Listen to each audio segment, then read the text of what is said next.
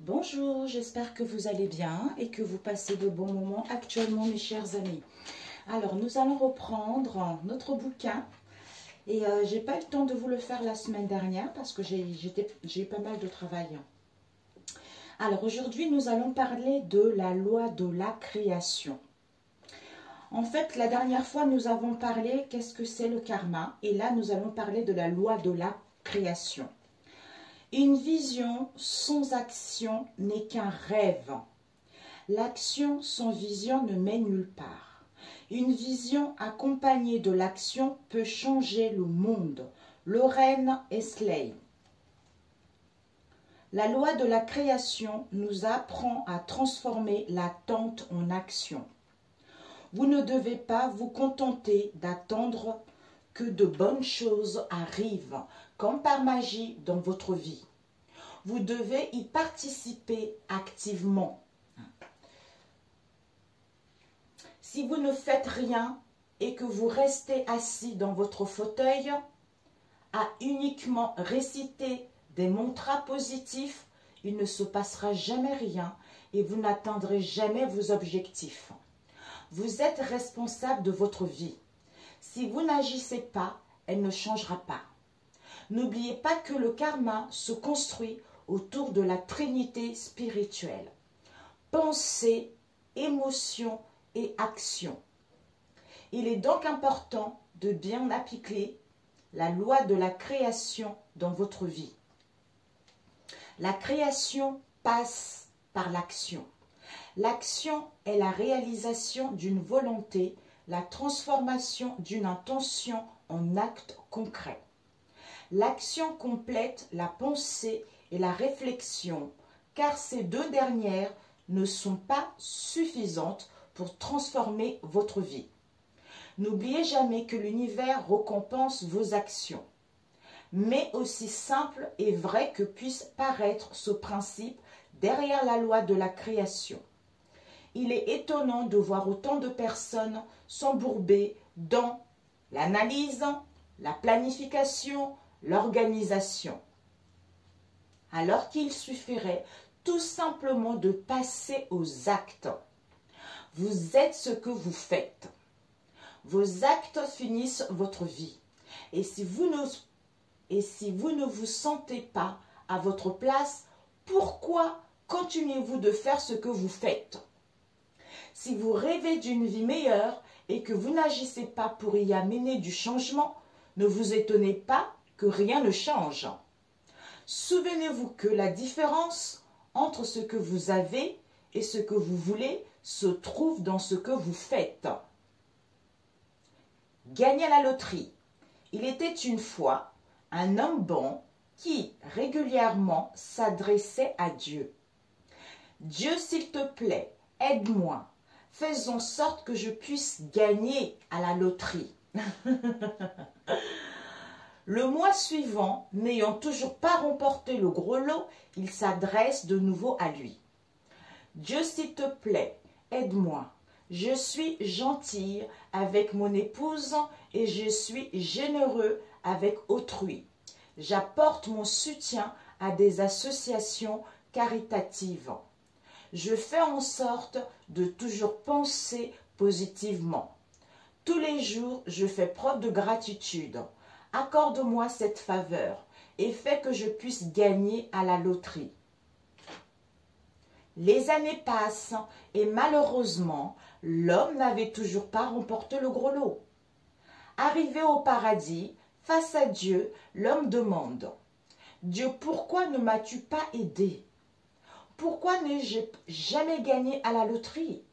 J'ai pourtant été quelqu'un de bien tout au long de ma vie, je ne comprends pas. » Dieu le regarde attentivement et répond « Mon enfant, j'ai entendu tes prières et je t'aurais aidé avec plaisir.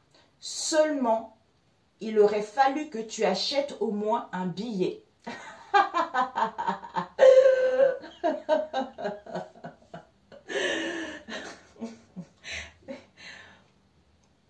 L'action inspirée. Vous l'aurez compris, sans action, il n'y a pas de changement possible. C'est ce que nous apprend cette petite histoire? D'ailleurs, ne dit-on pas « aide-toi et le ciel t'aidera » ? Qui plus est, si vous agissez avec l'enthousiasme et bonne humeur, vous serez aligné avec l'univers et tout se déroulera facilement devant vous. Nous appelons cela l'action inspirée. N'oubliez pas que l'énergie derrière l'action est également importante. C'est de là que découle un karma positif ou négatif. Cependant, ceci ne doit pas être une excuse à la procrastination. Même si cela a son importance, n'attendez pas des émotions positives pour entreprendre, car la plupart du temps, c'est après avoir agi que vous allez en ressentir. Dans ce cas, cela signifie que vous êtes toujours aligné et que vous vous construisez un meilleur avenir karmique. Si la perspective du changement ne vous laisse pas indifférent, que vous ressentez peur ou excitation, voilà un très bon indicateur d'envie et de profond besoin de changement. Si vous ressentez au plus profond de vous que vous devez agir, mais que vous n'y parvenez pas, c'est sans aucun doute que vous faites face à certains blocages. Je vais tirer un peu la bougie par ici parce que mes fleurs, voilà quoi. Ah, du coup, vous ne la voyez pas. C'était pour essayer de... Ouais, si, vous la voyez un peu là. Les différents freins à l'action. Pour vous réaliser pleinement, il vous faudra obligatoirement agir. L'action précède toujours le changement. Elle est indispensable pour obtenir des résultats. Si le fait de devoir agir vous effraie, ne vous en faites pas. Cela est normal.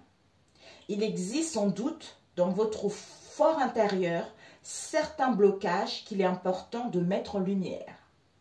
Voici donc une liste des différents freins que vous pourrez rencontrer. Si vous avez du mal à entreprendre, essayez d'identifier lequel vous handicape afin de pouvoir y remédier plus tard. Aussi, ne vous mettez pas la pression. Il est important de faire les choses à votre rythme et d'y aller étape par étape. Chaque progrès, aussi petit soit-il, est un pas dans la bonne direction et dans la construction d'un meilleur avenir karmique.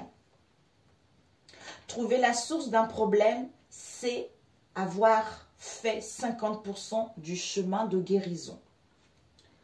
Premier frein, l'indécision. Il n'y a pas d'homme plus malheureux que celui chez qui l'indécision est une habitude. William James. L'indécision se définit comme l'incapacité à faire un choix lorsque le contexte l'exige. Être incertain, flou, peut amener à la procrastination et crée un véritable état de malaise physique et émotionnel. L'action plutôt que l'inaction. Peut-être connaissez-vous ce fameux dicton. Une mauvaise décision vaut mieux que de l'indécision. Enfin, d'autres termes, l'esprit de décision est important. Il vous fera toujours plus évoluer que l'immobilisme. C'est uniquement de cette manière que vous mettrez la loi de la création à votre service. Lorsqu'on prend une décision, on peut rarement savoir quelles seront les vraies conséquences. Par contre, en ne prenant aucune décision, vous vous refusez tout engagement, toute évolution et donc toute amélioration. C'est ce que j'essaye de dire souvent quand je fais mes guidances pour la semaine, parce que, ou pour la journée, il y a des cartes qui se répètent, qui se répètent, parce qu'on a du mal à entreprendre des choses, on a du mal à passer à l'action, on a du mal à prendre des décisions. D'où il y a les énergies qui reviennent, et tout le monde en a las, tout le monde en a ras-le-bol, que les choses stagnent, les choses n'évoluent pas. c'est parce qu'on a du mal à passer à l'action, on a du mal à prendre des décisions ou à laisser un passé derrière. Soit il y a des blocages qui nous empêchent justement à entreprendre des choses. À ce moment-là, il faut aller en profondeur de soi-même pour découvrir quel est ce blocage réellement. Il y a plusieurs sortes de... Vous pouvez appeler une énergéticienne ou un énergéticien. Il y a des gens qui sont là, qui travaillent avec les énergies pour vous aider. Mais moi, personnellement, je trouve que Dieu a une pharmacie. Et ces médicaments sont gratuits. Donc, si vous avez besoin, ces médicaments-là vous sont, comment dire, en libre service. Vous pouvez vous en servir autant que vous voulez, mais il suffit de demander. Voilà. Alors, il est normal d'hésiter, pour autant ne vous figez pas dans cette situation. Le doute mine la confiance en soi et sème les graines d'un avenir incertain. Acceptez de se tromper. Si l'indécision touche surtout les personnes très cérébrales qui réfléchissent constamment, tout le monde peut éprouver des difficultés à faire un choix à un moment donné de son existence. Lorsqu'on se plaint de ne pas arriver à trancher, on est en réalité paralysé par la peur de se tromper. Pour savoir se prononcer, il est donc indispensable d'accepter l'éventualité d'une erreur. Autrement dit, il faut lâcher prise et accepter que l'on ne puisse pas tout contrôler. Faites confiance à l'univers et croyez que tout ce que vous faites, vivez et expérimentez a un sens. D'ailleurs, plusieurs techniques de développement personnel, comme la méditation, peuvent vous guider progressivement sur ce chemin étonnant qui est celui du lâcher-prise. Le lâcher-prise, qu'est-ce que c'est difficile, alors que c'est très très simple et ça fait du bien. Enfin, je répète que la prise d'une décision, bonne ou mauvaise, est toujours préférable à la passivité. Si l'on peut apprendre de ses erreurs, la passivité, elle, n'a rien à nous enseigner. Le journaliste et le businessman.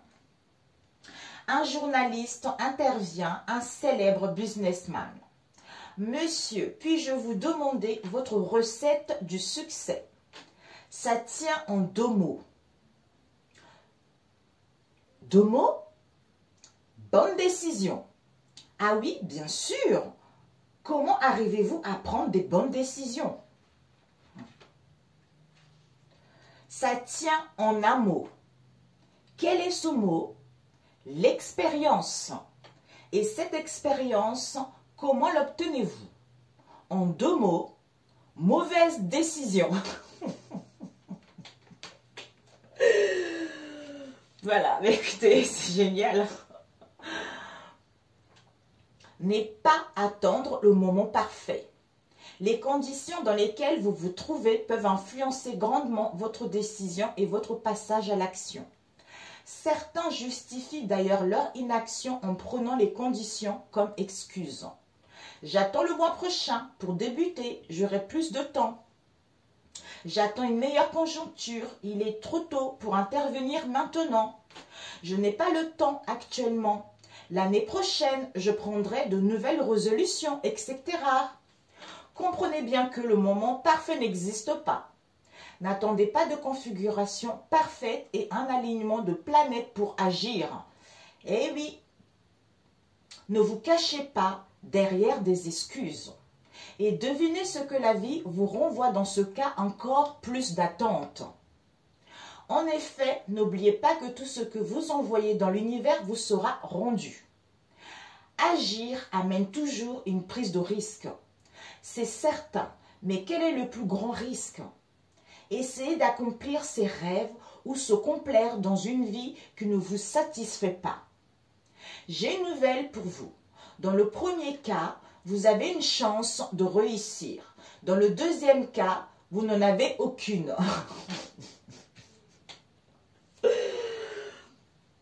Désolée mes amis.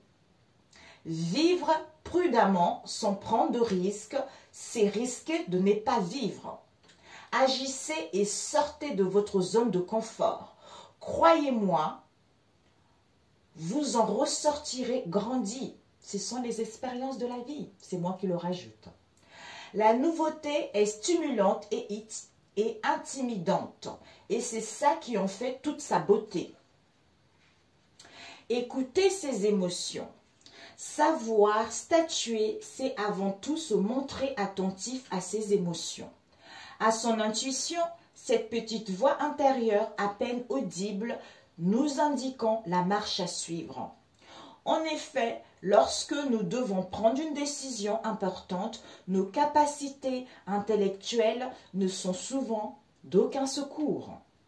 Nous avons beau tourner et retourner les choses en tous sens, aucune solution ne se présente à notre esprit.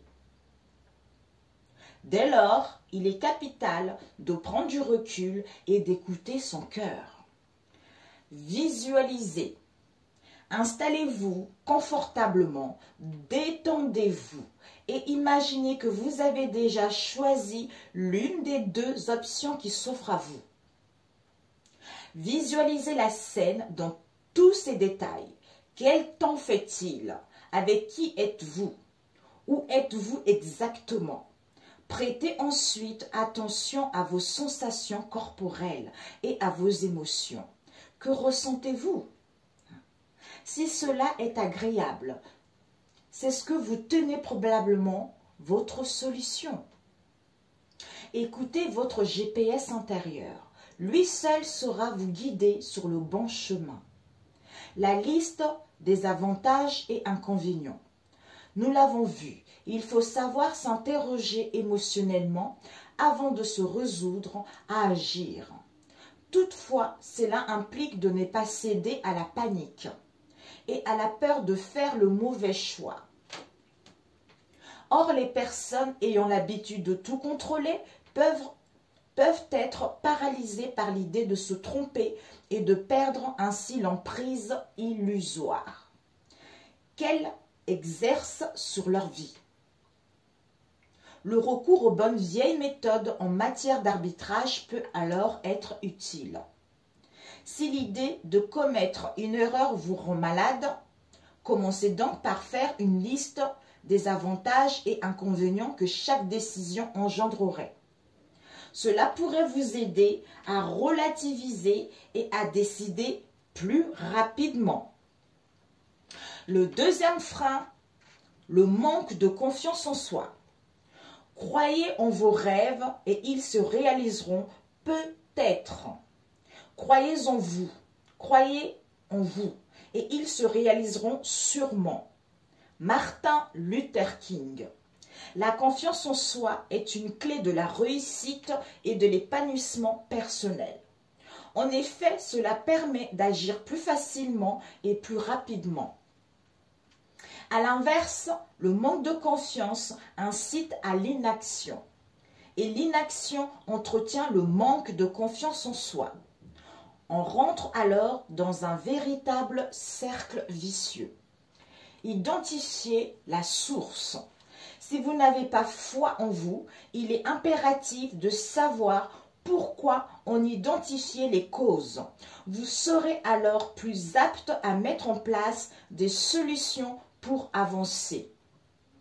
Les causes du manque de confiance en soi sont nombreuses. Cependant, les plus fréquentes sont la peur du regard de l'autre, le fait de se sentir incompris et mal aimé, un sentiment d'infériorité, la peur de la critique. S'agissant des relations humaines, on peut discerner rapidement le manque de confiance en soi en laissant généralement paraître gêne ou timidité.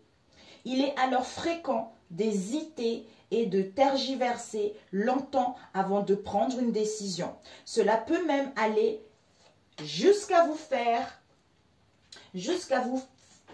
taire pour ne pas apporter la contradiction. En quelque sorte, vous vous effacez. Certaines phrases deviennent alors récurrentes, vous empêchant de passer à l'action, voire simplement de la planifier. Exemple, Je suis incapable. Je n'y arriverai jamais. Je suis nul. Pensez positivement. Afin de reprendre confiance en vous, commencez par changer vos pensées. Autrement dit, remplacez vos pensées négatives par des pensées positives. La positivité agit un peu comme un muscle. Plus vous l'entraînez, plus elle se renforce. En l'exerçant constamment, cela accroît votre capacité à changer rapidement vos pensées et votre état d'esprit. Au fur et à mesure, cela devient même une habitude inconsciente. Une faible confiance en soi entretient des pensées négatives. C'est pour cette raison qu'il est important pour vous de les maîtriser à minima. De ce fait, lorsqu'elles apparaissent, faites tout votre possible pour tenter de vous projeter positivement. Pour rappel, ceci est un des principaux fondements de la première loi karmique, la loi de cause à effet. Soyez gentils et généreux.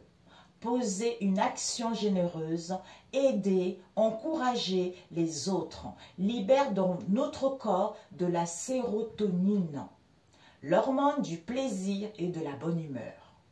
Faire preuve de gentillesse produit non seulement de la sérotonine, mais aussi des endorphines qui permettent même d'agir positivement sur les douleurs.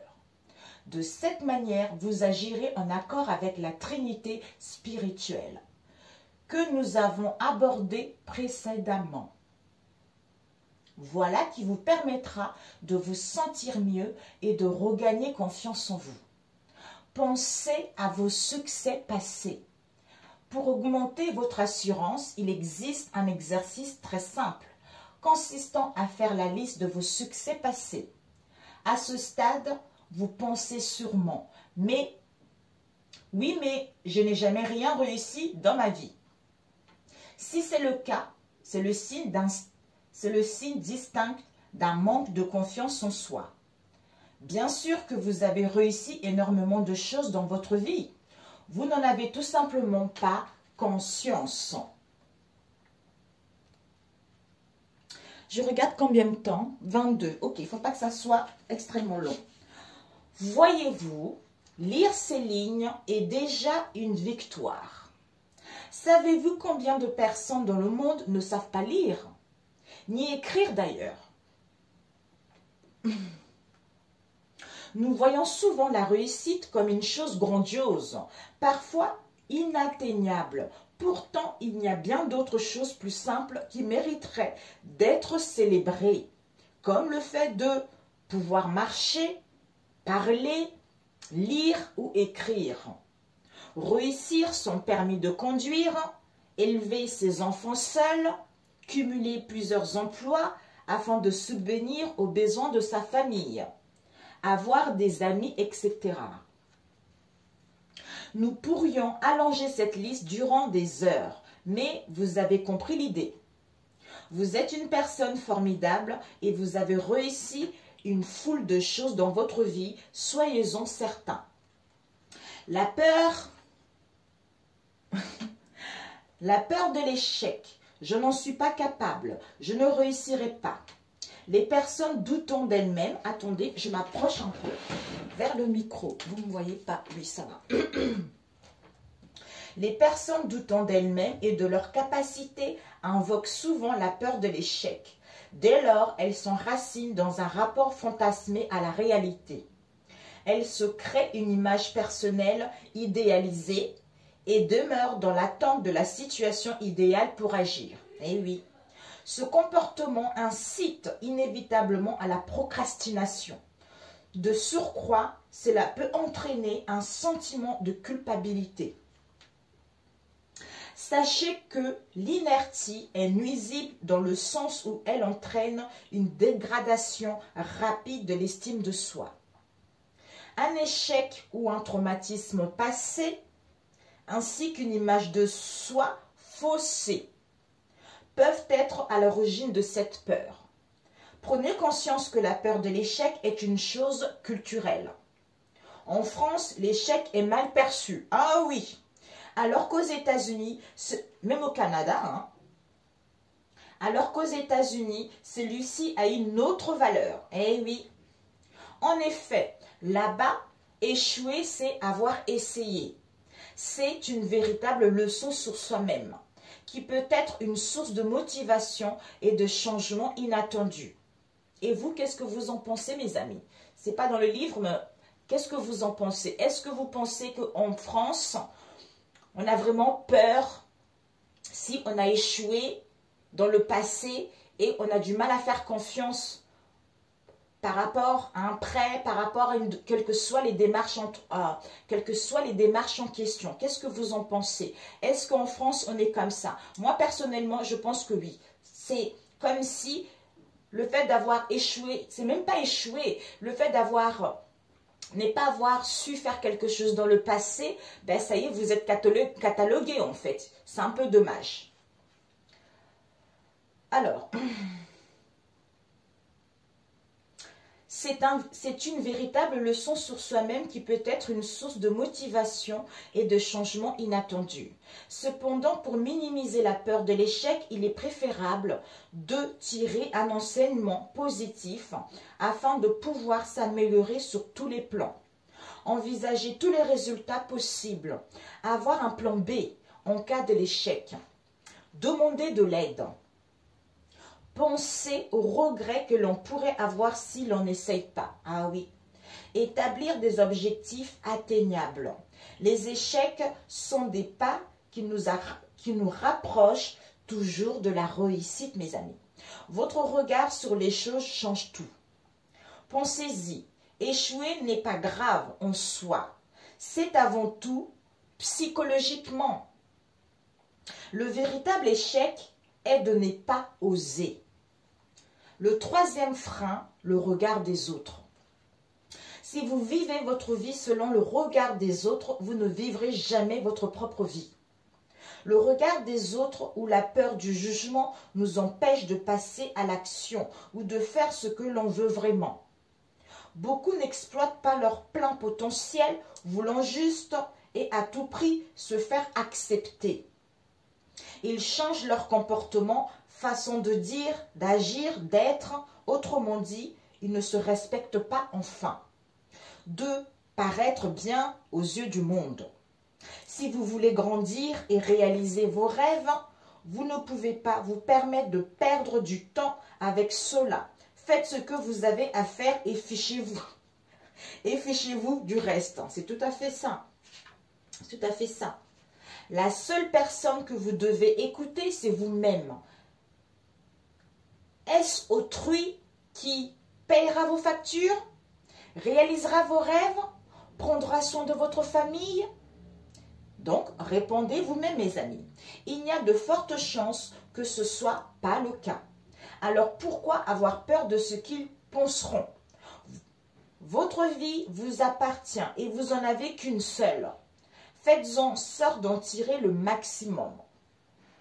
Agir et faire ce que vous désirez au plus profond de vous n'est pas toujours chose aisée.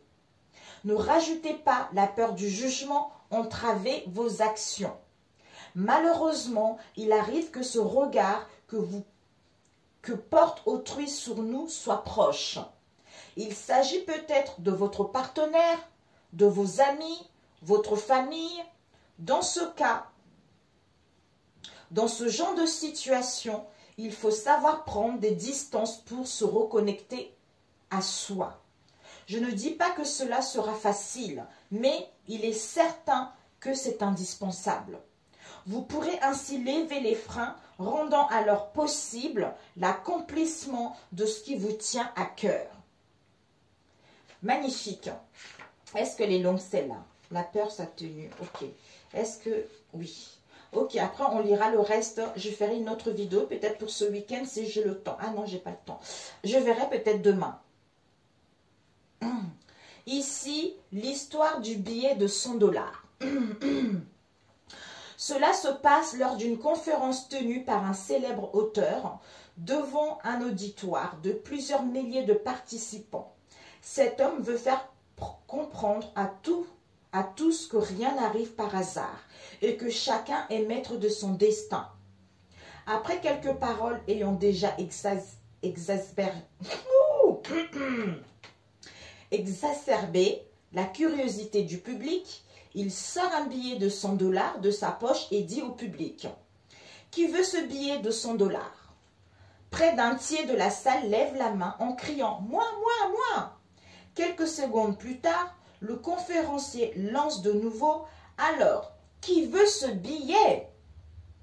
Dès alors, quasiment toute la salle se met à hurler « Moi, je suis là! Oui, moi !» Et le conférencier, faisant mine de ne rien entendre, continue « Personne ne veut donc ce billet ?» À ce moment-là, une femme au fond de la salle se lève et avance lentement vers l'estrade où se trouve le conférencier. Tout le regard se tourne vers elle. La cohue générale fait place à des chuchotements discrets. Qu'est-ce qu'elle fait? Quel culot! Elle va se faire rejeter. Elle fait vraiment n'importe quoi. Arrivée à hauteur du conférencier, la personne s'arrête, tend la main et dit: « Je suis là, car je veux bien ce billet, s'il vous plaît. » Le conférencier lui donne alors ce billet. Oh!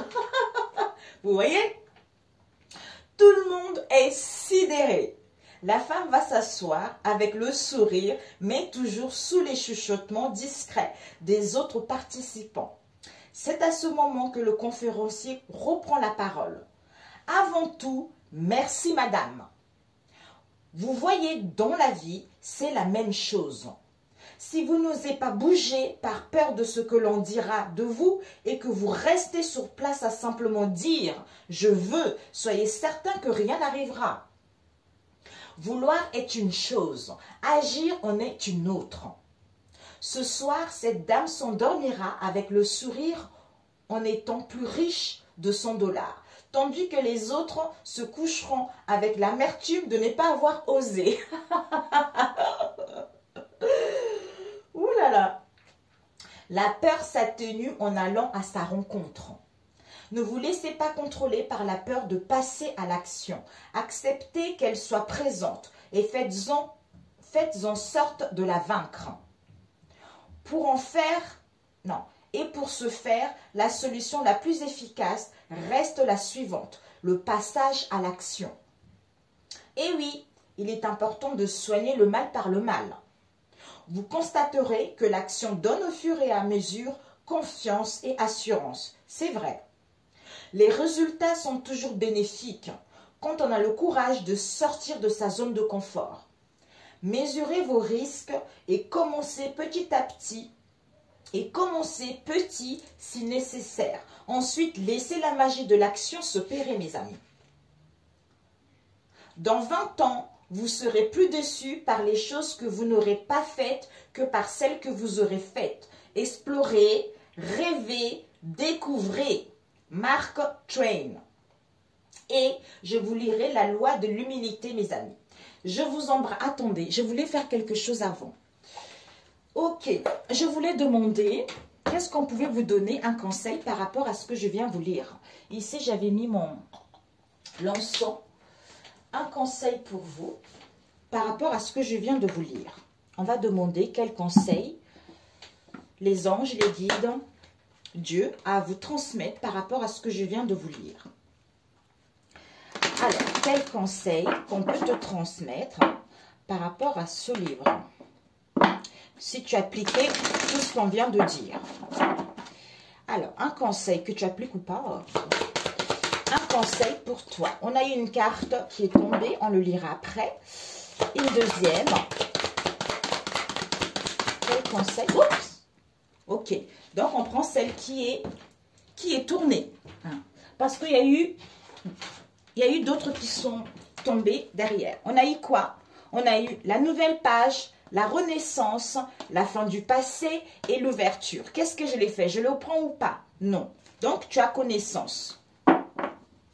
Ok. Et puis, on va prendre au niveau de celui-ci. On va prendre une de celles-ci.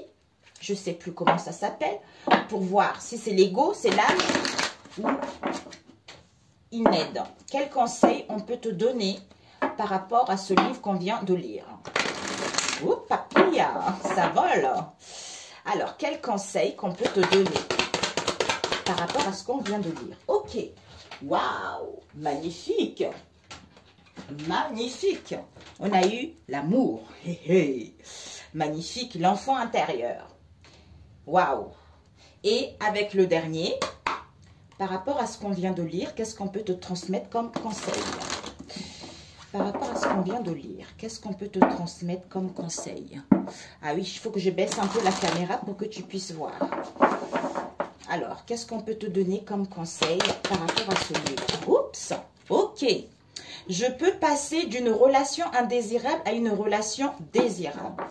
Et devant, qu'est-ce qu'on a eu? Je place les faux postulats par des postulats fondés sur la loi. Ben écoute, je vais essayer d'enlever ça qui bloquait un peu pour que tu puisses voir. Ok, parfait. Alors, ici, on a eu, ça c'était là, nous avons eu la clarté et nous avons eu la gratitude. Donc, le conseil qu'on te dit avec la clarté, c'est la lucidité. Te permet de voir au-delà de l'apparence réalité, alors tout devient possible. C'est-à-dire, comme tout ce qu'on vient de lire là, si tu t'en souviens, donc c'est parfait. Avec la gratitude est le chemin qu'emprunte la prospérité et le succès pour venir à ta rencontre. Ça veut dire que, en voyant les choses telles qu'elles sont, en n'ayant pas peur de quoi dira-t-on, en te montrant tel que tu es, en ayant des bonnes pensées positives et voir que tu peux tout réussir dans ta vie, qu'il n'y a jamais d'erreur, il n'y a jamais d'échec. Ça te permet de passer à l'action et de garder des pensées positives et d'être dans la gratitude. Merci la vie, j'ai à manger. Merci la vie, j'ai un homme. Merci la vie, même si j'ai pas d'homme, j'ai pas de femme. Merci la vie, j'ai un toit, je mange. Tu vois, tout ça. Et ça fait que tu attires quelque chose de positif, tu attires quelque chose de merveilleux vers toi. En fait, tu attires la nouveauté, tu attires ce que tu vibres. Tu vois. Si tu es dans la tristesse, tu vas vibrer la tristesse et ta situation ne va pas s'améliorer. Tu comprends? Et ici, on te dit que ton enfant intérieur, c'est une aide. Soit tu as besoin d'une aide, soit tu vas avoir une aide réelle ou non qui t'est apportée. Ton enfant intérieur t'appelle justement à te relier à lui parce qu'il a des choses à te dire par rapport à cette situation, que j'ai des choses à te dire, si tu te relies à moi en prenant du recul, comme on a vu tout à l'heure, méditation, quel que soit le moyen en question, en allant se promener dans la nature ou à la plage, en se faisant du bien, que il y a la nouvelle page. C'est-à-dire, prépare-toi au changement qui s'annonce, puisque en retrouvant la clarté, en étant dans la gratitude, tu entames, tu écris une nouvelle page et tu as, en fait, en étant ainsi, ça prépare au changement, ça prépare à la positivité, en fait. Et ici, ton âme te dit, l'expérience de l'amour guérit tout et ouvre une voie de réalisation. Ben, c'est incroyable. C'est comme ça. Si tu n'es pas abonné à ma chaîne, j'ai fait des vidéos auparavant, j'ai toujours dit que, en s'aimant, on ne peut pas chercher une relation, on ne peut pas chercher une situation stable tant que soi-même on n'est pas stable. Si on ne s'aime pas, on ne peut pas rencontrer un homme idéal ou une femme idéale. Donc, il faut s'aimer d'abord, hein, faire un travail sur soi, comprendre le mal-être, guérir de ses blessures. C'est en s'aimant soi-même, en retrouvant cette confiance en soi, ben, l'amour guérit tout, quoi. Donc, tu appelles des belles choses. Hein. Donc, tu reflètes cette belle personne qui est épanouie, qui est sûre d'elle, qui a confiance en elle. Donc, automatiquement, elle appelle des changements, elle appelle quelqu'un qui correspond à cet état d'être qu'elle est. Et ici, le conseil qu'on te dit, la carte qui est tombée, c'est « Je peux passer d'une relation indésirable à une relation désirable ». C'est ma perception. C'est-à-dire, quand vous vous écartez d'une situation désirable, la loi d'attraction vous amène en général une autre très similaire. Mais tu vois, vous n'arrivez pas à vous en sortir pour aller là où vous voulez être. La loi, là où vous vous sentez mieux. Vous devez parvenir à un alignement de vous avec vous. Faire en sorte de vous sentir bien avant d'entamer une action est toujours la meilleure option. Car quand vous ne vous sentez pas bien, vous ne pouvez trouver l'idée d'un acte qui résoudra le problème. Avec le postulat devant le deck qui nous dit « Je remplace les faux postulats par des postulats fondés sur la loi ». C'est-à-dire, nous avons déployé le thème du remplacement des faux postulats par des postulats fondés sur la loi à travers tout ceci. Et nous aimerions vous quitter sur cette affirmation finale. Nous compliquons bien trop des choses. Elles sont bien plus simples que ce que nous en faisons.